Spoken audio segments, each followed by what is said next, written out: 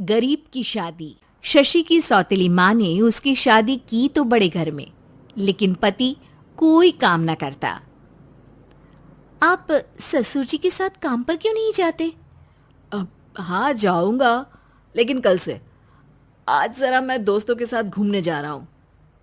शशि के दो बच्चे होते हैं, लेकिन रमेश का हाल वैसा का वैसा ही रहता है। एक दिन, सुनिए ना, बच्चा रो रहा है, इसके दूध के लिए पैसे नहीं है। अरे तो पिताजी से ले लो ना। क्यों? अगर आप में कमाने की क्षमता नहीं थी तो शादी क्यों की? तभी घर आई बड़ी ननद बोल पड़ती है। आहा हा हा, तुम्हारी माँ को साफ साफ कह दिया था कि लड़का ना कमाता है ना कभी कमाएगा। हम चार चार बहनें हैं इसका ख्याल रखने के लिए, और पिताजी का इतना सारा पैसा, तुम्हें किस चीज की कमी रखी है? लेकिन थोड़े ही सालों में तकदीर बदल जाती है। शशि का ससुराल गरीब हो जाता है। सब बिकने के बाद शशि अपने पति, बच्चे और सास के साथ किराए के मकान में आ जाती है। मैं कोई नौकरी करना चाहती हूँ दीदी। अरे इतने बड़े घर की बहू थी शशि, तुम नौकरी करोगी? नहीं नहीं नहीं नहीं। नहीं करूंगी तो घर कैसे चलेगा? बच्चों को भी तो पालना है ना। तभी शशि का भाई आ जाता है। शशि, ये ले राशन का सामान, किसी भी तरह की कोई भी जरूरत हो तो बताना। भाई, अब मैं नौकरी करूंगी। देख बहन, वैसे तो मैं तेरे साथ हूं, लेकिन हाँ, मैं ये भी चाहता हूं कि तू अपने पैरों पर खड़ी हो जा। शशि को एक प्ले स्कूल में छोटे बच्चों को संभालने की नौकरी मिल जाती है। एक दिन, शशि, मेरे स्कूल को अब तुम संभाल लो। मैं कुछ दिनों के लिए अपने बेटे के पास जा रही हूं। लेकिन प्ले स्कूल अकेले मैंने कभी नहीं संभाला है। अब ये सब मैं नहीं जानती। इतने महीनों में तूने जो देखा, बस पूरे आत्मविश्वास के साथ उसे करना। शशि नीलम के जाने के बाद पूरे 1 महीने उसका स्कूल अकेले संभालती है, और फिर एक दिन आता है जब वो अपना खुद का स्कूल भी खोल लेती है। वाह शशि, तुमने आज मेरा सर गर्व से ऊंचा कर दिया। तुम्हारा यही आत्मविश्वास तुम्हें बहुत आगे ले जाएगा। नीलम, बहुत आगे जाने की चाह नहीं है, बस ये छोटा सा स्कूल मेरे बच्चों की अच्छी शिक्षा में मेरी मदद करे, यही मैं चाहती हूँ। शशि थोड़े थोड़े पैसों से ही अपना परिवार पाल रही थी। एक दिन उसके घर उसकी बड़ी ननद आती है। अरे भाभी, घर में कूलर तो लगा लेती, मेरी माँ को कैसे पंखे में लिटा रखा है? अरे तो शशि कौन सा एसी लगा कर सो रही है? वो भी तो यहीं रहती है ना मेरे पास। ज्यादा यहाँ आकर मेरी बहू को परेशान न किया करो। हाँ हाँ, मुझे भी शौक नहीं है इस छोटे से घर में आने का। मैं तो बस ये बोलने आई थी कि मेरे बेटे की शादी है तो ननिहाल का जो नेग होता है वो ले आना। हाँ हाँ, जितना बनेगा कर देंगे, और ना हुआ ना तो वो भी नहीं करेंगे। तभी शशि बोल पड़ती है।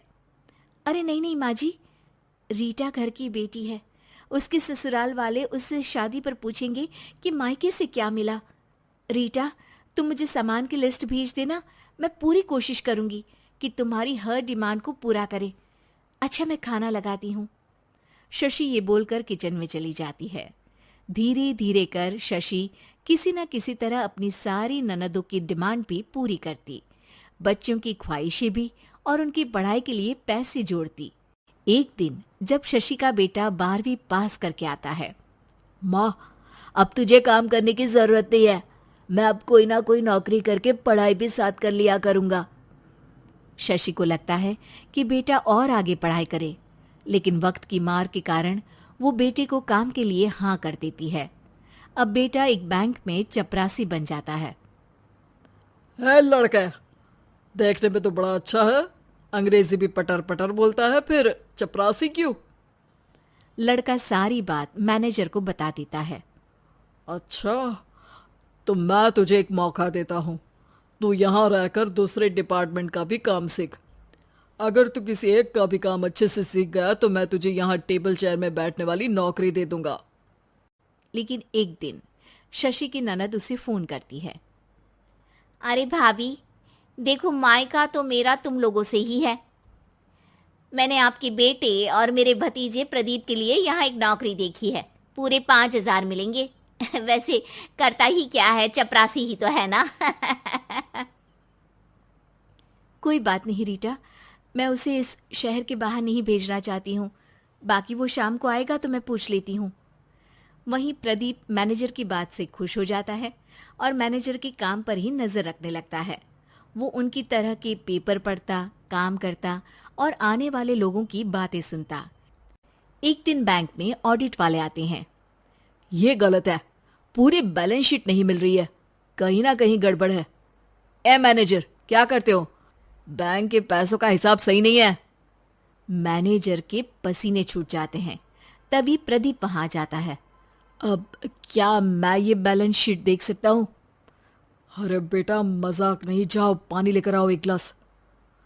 प्रदीप मैनेजर को पानी लाकर देता है और फिर ऑडिटर से कहता है, देखिए सर, मैं आपको बता सकता हूँ कि कैसे बैलेंस शीट को आप लोग गलत तरीके से जोड़ रहे हैं। ऐसा बोलकर प्रदीप एक एक कर सारे डाउट क्लियर कर देता है। अरे हाँ, ये तो पॉइंट हमने देखे ही नहीं थे। गुड, कौन है ये बच्चा? तभी मैनेजर बोल पड़ता है, अब हमारे यहाँ अकाउंट में नया आया है। ऑडिटर के जाने के बाद, वाह प्रदीप, आज तो तुमने मेरी नौकरी बचा ली।